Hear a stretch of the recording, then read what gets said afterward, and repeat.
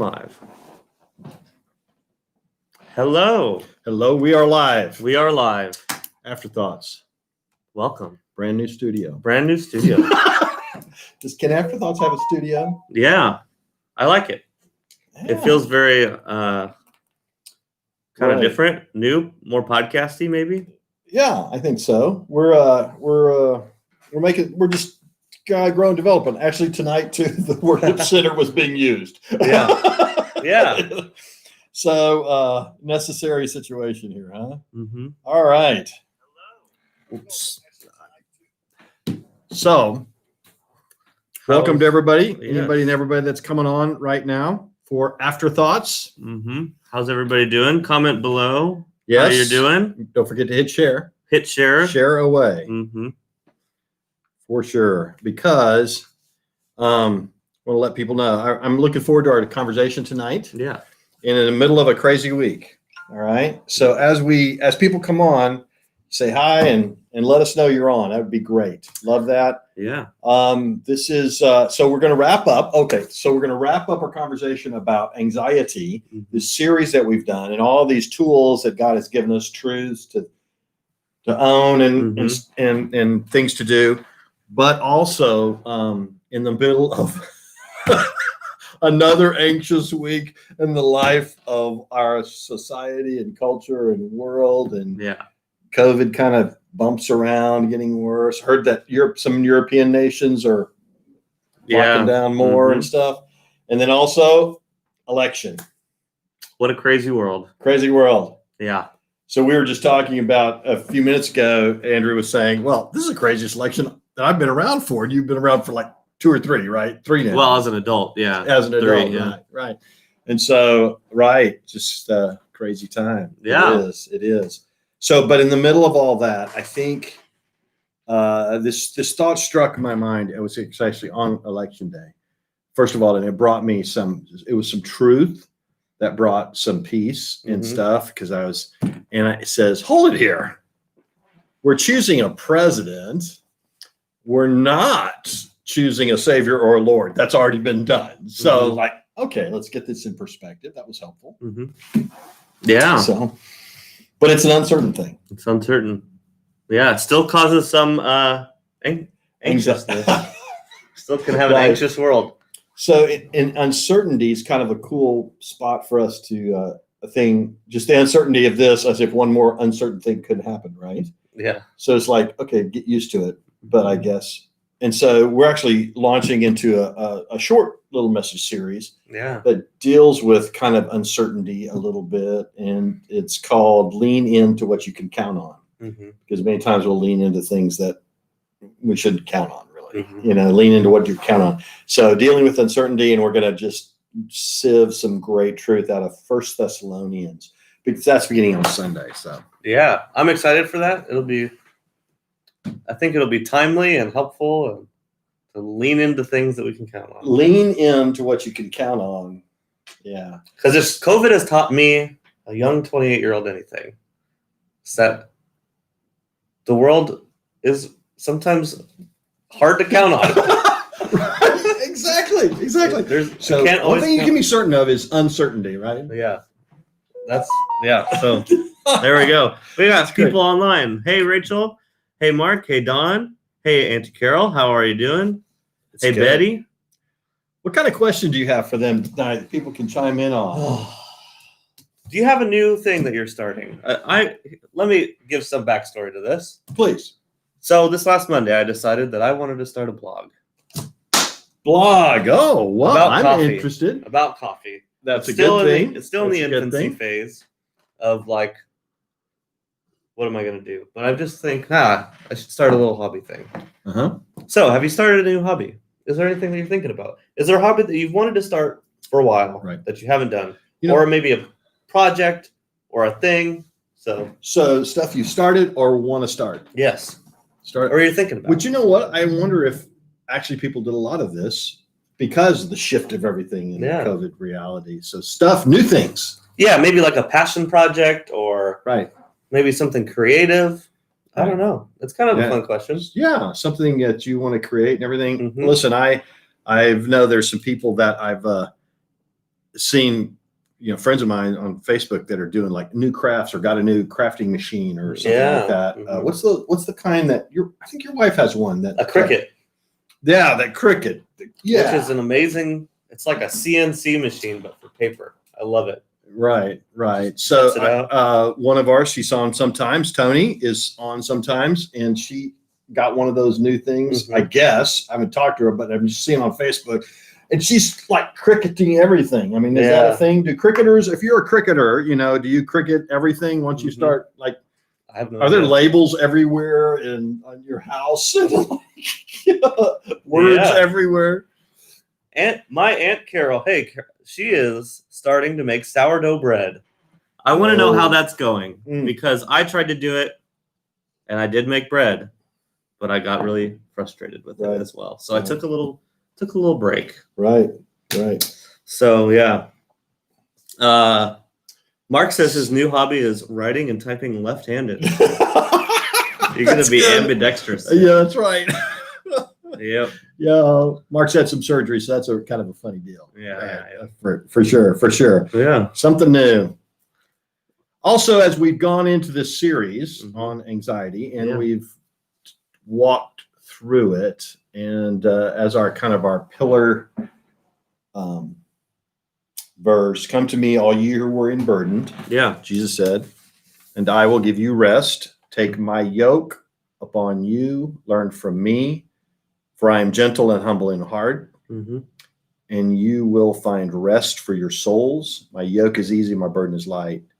And you were asking earlier, I wonder what people are taking away from this whole series, if there's some truth or something. And we're going to review some of that today, if those of you that might recognize this box. But yeah, I would love just to see in the comments, people write in, is there one particular part of this, can I thrive in my anxious world, that's really stuck with you? Because I've found the series to be really helpful. I've reflected a lot on my life. I think I've learned a couple new skills. So I'm just interested in what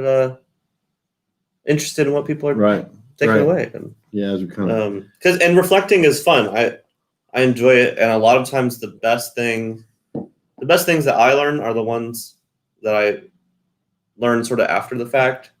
You reflect and like, oh, that's a good point. Well, I think that's the purpose of this, of Afterthoughts, right? Yeah. Is to intentionally reflect after. Yeah. Because the mulling over thoughts are the ones that.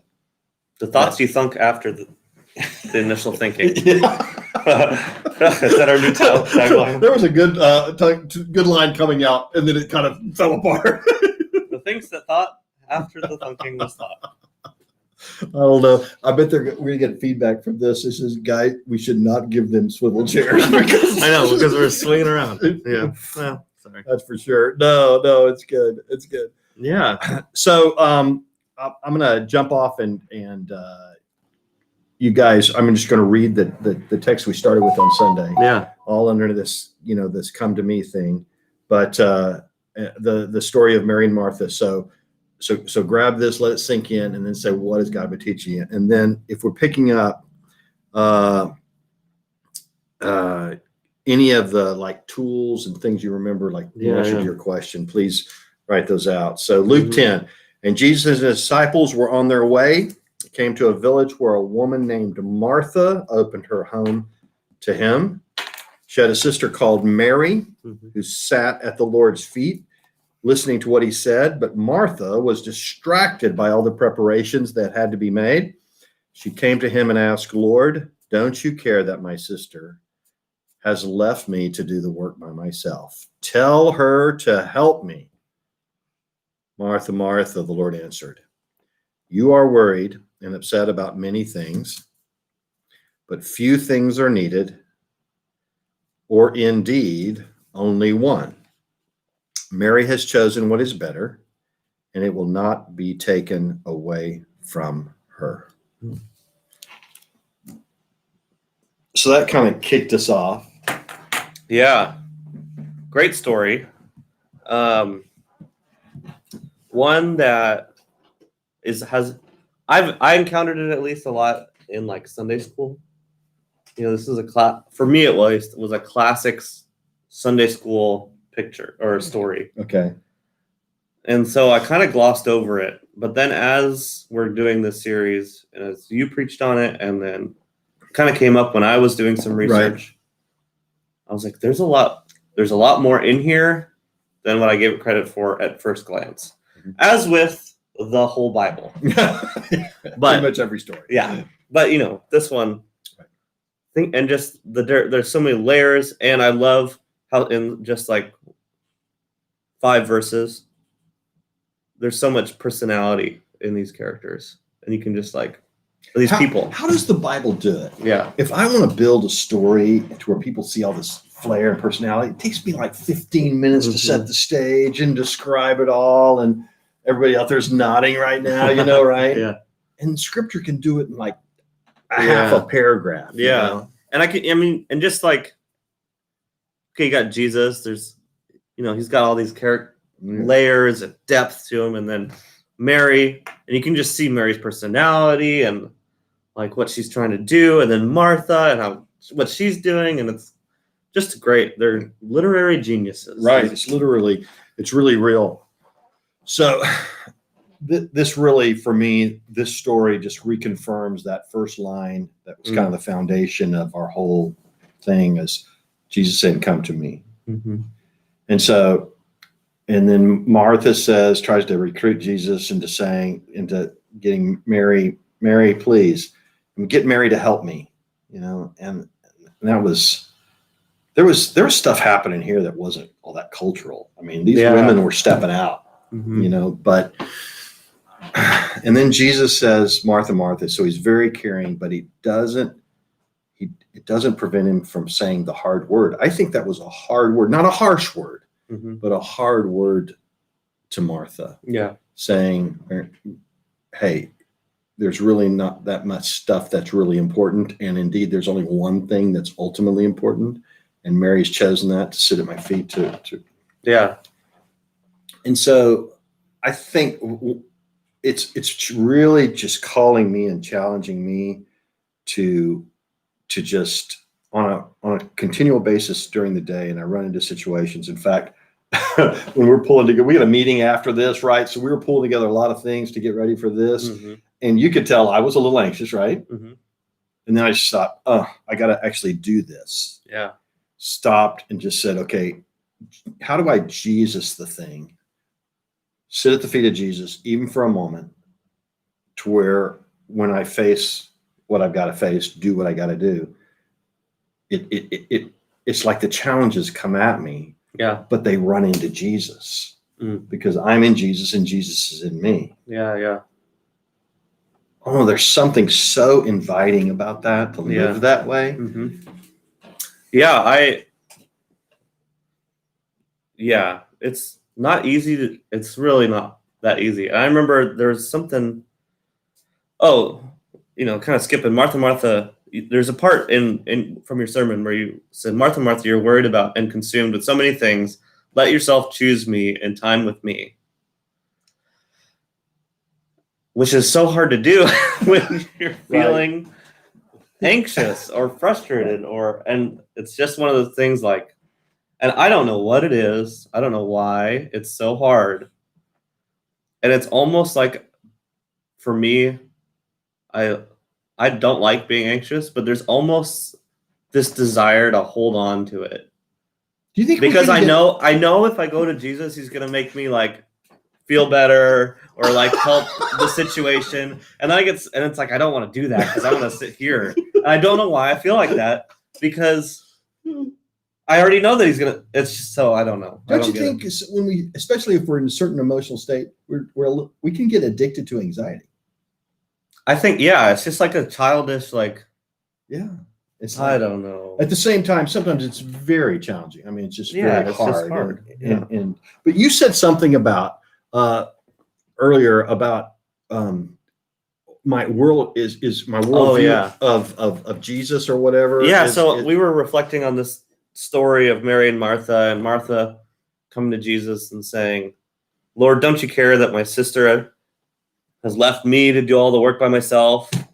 Tell her to help me. And the tell her to help me was sort of that struck this chain of thought that was like, is Jesus there to enforce my worldview on everybody else or whatever? Mm-hmm. Or is Jesus there to create my worldview? And that was one of the things that this story sort of challenged me with. Because Jesus is here, and he comes back to her and he's like, Martha, Martha, why are you worried? I have a different way of approaching this situation than you do, Martha, and my way is better. I think you mentioned also that the story, it doesn't answer what she does. And I think that you're right. That's intentional on the author's part of, okay, so now we do this. We are Martha. So now how are you going to respond? Yeah. Am I going to let Jesus inform me, or do I want Jesus to enforce my way of thinking? Because there's also this challenge of, I already know that I think I'm always right. Because if I thought, if I thought I was wrong, I'd think a different way. That's just how it is. But I also know that me and God don't always see eye to eye on them. Right. Because that's just how if I'm not perfect, and he is, then there's going to be some time. There has to be. Right. And do I let Jesus? That kind of goes back to one of the humble yourself under God's right. Right. Which is hugely hard. It's so hard. And I think being humble, being anxious it's hard to be humble when you're anxious, because anxiety is. Yeah. And that whole humble yourself. So present yourself humbled, or however we said it, to let Jesus order your load. Does Jesus actually have, do I believe that Jesus has something important for me to handle my anxious world? Mm-hmm. And I think that's another huge step of faith. It goes to the one we're talking about in a second, where he is good. Mm-hmm. No matter what he does, he is still good. Mm-hmm. So I love this idea of do I see Jesus as the enforcer of my worldview? And then I get really upset when he doesn't do that. Like, she had the potential of being really upset with Jesus after she got Jesus's response. When Jesus says, I'm not going to tell her to go help you. Yeah. I'm inviting you to come sit down. Because or it says, or did Martha kind of say, okay, I need to humble myself and say, how about I choose the right thing, and I'll trust the one thing, and then the one thing is going to lead me in such a way that it's going to take care of this stuff if it turns out that this is important. Yeah. Maybe Jesus said, we're just going to order out tonight. Yeah, who knows? Right. But I think also that the implication of Martha is that, like, she's coming to Jesus thinking that he's going to agree with her. Mm-hmm. And he doesn't. Right. So that goes to the whole, Father, whatever you do is good. Right. God, she's talking to Jesus. Okay, I'm going to talk to Jesus, and I expect him to say, okay, Andrew, yes, let's do this. And if he says no, is he still good? I think there's just a calling, like always calling of maturity, and then to practice this stuff. Yeah. In fact, like I said, even us getting ready for this right here, you had changed up the set, this is around, we got this other meeting going on. So I mentioned that. And then you said, and then we were praying beforehand, and then he prayed, help us do what we say. We do, help us do this. Yeah. And we kind of did. Mm-hmm.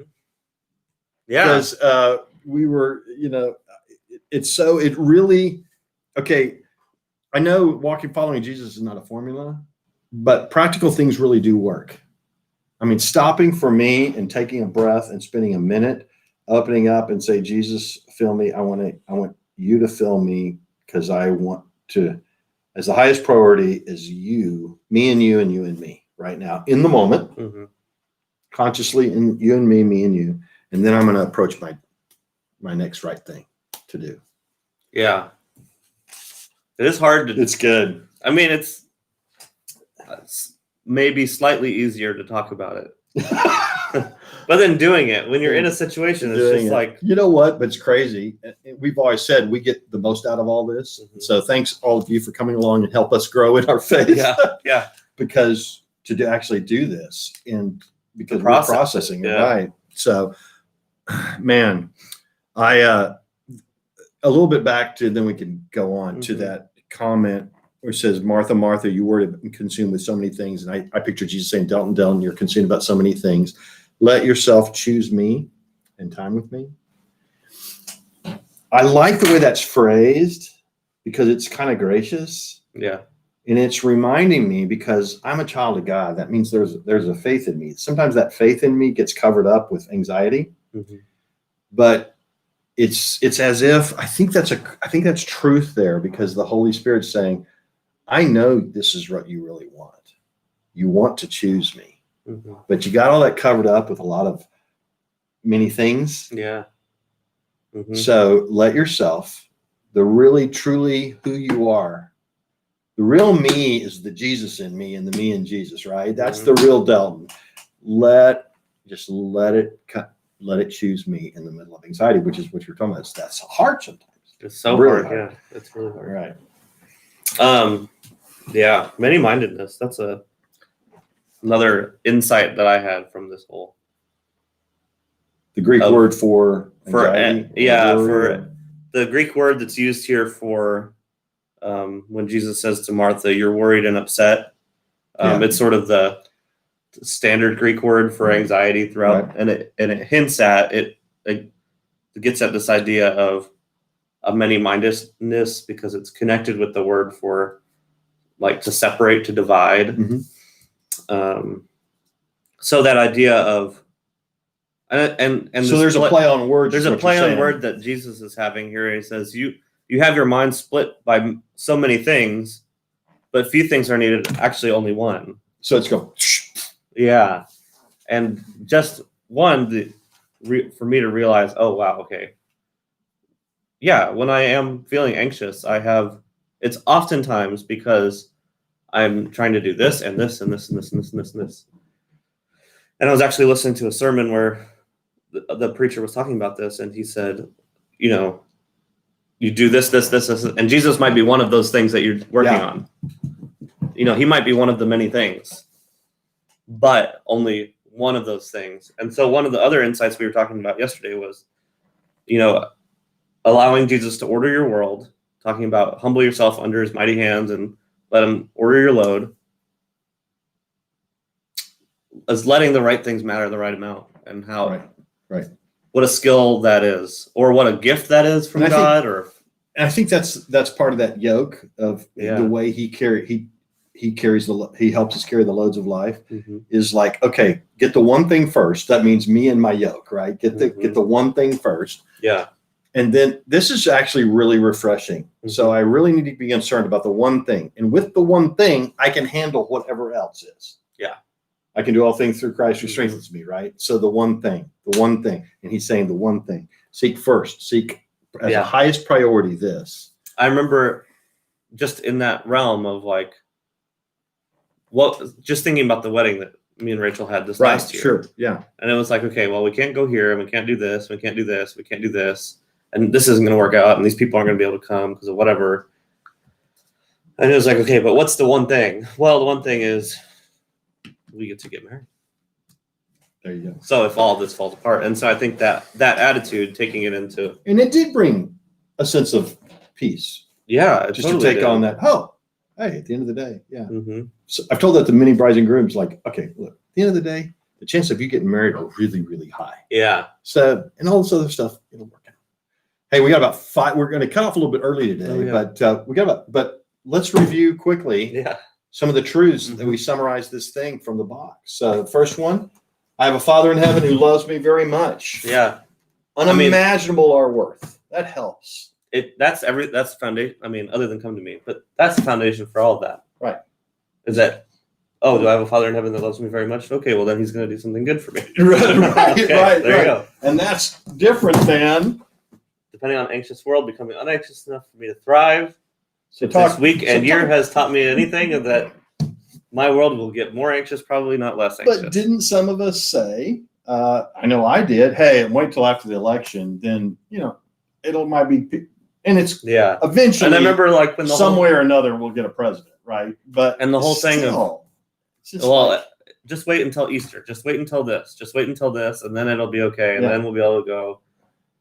Okay, I'm not going to depend on that to help me thrive. Right. I'm going to seek first the kingdom of God and then do the next right thing. Yeah. Which is the next right thing. There you go. And that has been helpful as a practical way for me to just think about, okay, I got a lot of things to do. And I don't feel like I can get them all done, but here we go. What do I have right now? What can I do that? I was talking to somebody just today, and they're going through their family member is going through very hard illness situation, and stuff like that. And I have found Jesus taught us to pray for his kingdom to come. Yeah. That means his reign to come over, because sometimes I don't know how to pray. Mm-hmm. But I can always pray for his reign to come, his lordship, leadership over the heart and mind, seek the kingdom.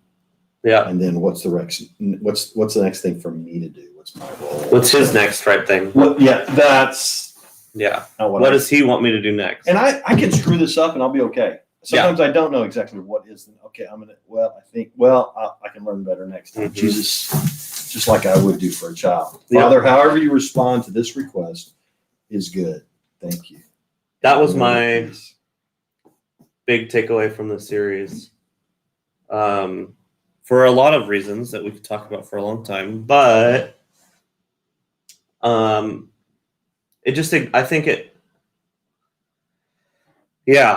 know. It helps me acknowledge. It helped me at least acknowledge that things don't always work out the way I want them to. Mm-hmm. But God is a God that loves me. Right. Okay. So if he loves me, he'll do something good, right. Even if I don't like it, and even if I don't see it. Right. Which is hard, but it's at least it's helpful. It's helpful. You're in the hands of a good God. And this has been a really helpful prayer of, okay, God, whatever you do, I'm going to ask for these things, and it allows me to really, really want them. But whatever you do is good. Jesus praying in the garden. Take the cup from me, but your will be done. Right. There you go. That's a trust. That's good. We just have a couple minutes left. I would love for you guys to pipe in and say, hey, this phrase or this word, or maybe one of the sides of the box. We're just summarizing the series here. We talked about this earlier. Humble yourself under Jesus so he can order your love. Yeah. Humble yourself. That's been big. Does Jesus actually have something to say about my anxious world? Or do I believe that I have all the right answers? Because I know I don't. But I don't know. That's for me. We had the Rick Steve suitcase here. And put, what's that? Well, and in fact, earlier I was concerned about something that's happening in ministry, and we were talking about it. And you said, by the time you get there, it might not be near as bad as you think it's going to be. Kind of is what you were saying, right? People are going to respond differently. I'm saying, okay, exactly what I was doing. Mm-hmm. I was putting in my load, anxiety about what's this person going to think? What's this person going to? It might not be any of that. Just cast all your anxiety on him. Yep. Right. Mm-hmm. He cares for you. And the last thing, be alert, resist, stand firm in the faith. Your enemy, the devil, prowls our anxious world. This is real. Yeah. I think we're seeing this, and this is one of the ways. And if I could have a word just to kind of wrap this for me, I think the missional challenge that we can be salt and light. And one of the ways we are most salty in the world right now is being less anxious than the world and more hopeful, and saying, hey, listen, we're trying to choose a president and we're having trouble, right? Mm-hmm. But we've got a Lord and a King and a Savior, and we've got that. So I can be more hopeful, and less anxious. And there is a lot of appeal to that. Yeah, I can be a positive force in the world, even though the enemy is very real. Yeah, staying firm in the faith. All right, listen. Thank you guys for the conversation. Amy said we have a cool setup. Thank you. I think it's cool. Very good. Very good. We thank you so much for everybody coming on Afterthoughts. we want to really continue this. Yeah. And again, might change up the field just a little bit, make it a little more conversational when we get these inputs, because the after processing. Yeah, it's very important. It's worthwhile.